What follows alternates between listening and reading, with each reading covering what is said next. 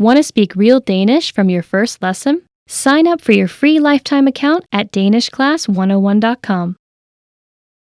Are you afraid of making mistakes in your target language? Afraid you'll never ever be able to have a conversation or give a presentation?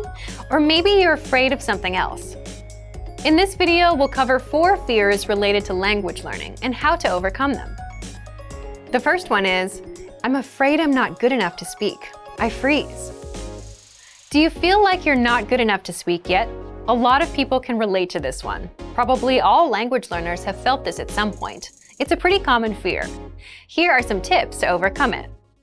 First, speak from day one. The best way to get good at speaking is to practice speaking. If you're holding yourself back because you think you're not good enough, you're making a mistake.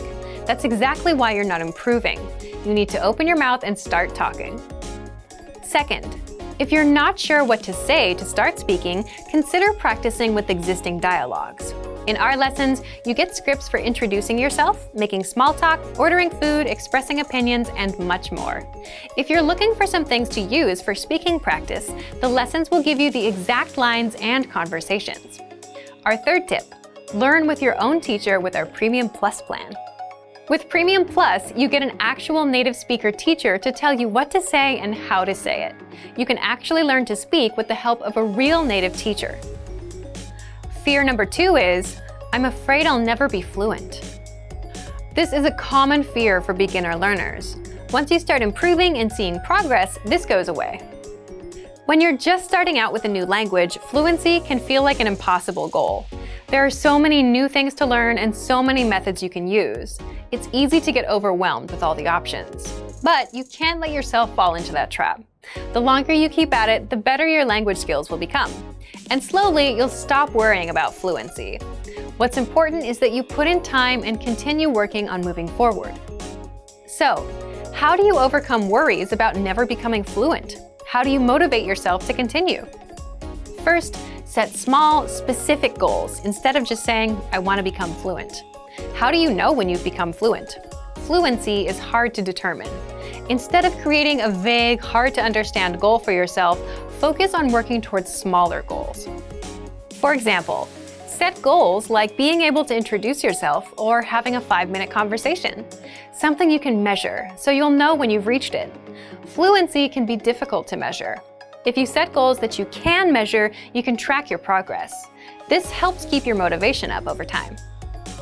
The third fear is, I'm afraid I'm not actually learning or making progress. If you're afraid you're not making progress, there are a few things you can do right now. First of all, review. A lot of people hear a new phrase once and think they'll remember it, but that usually doesn't happen. So when they forget what they've learned, they get worried that they're not learning, or that the lessons don't work. But the truth is, you have to review again and again to truly master something.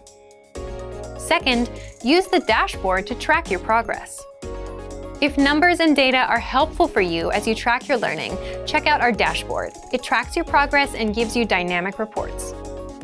Third, try a harder lesson on the site.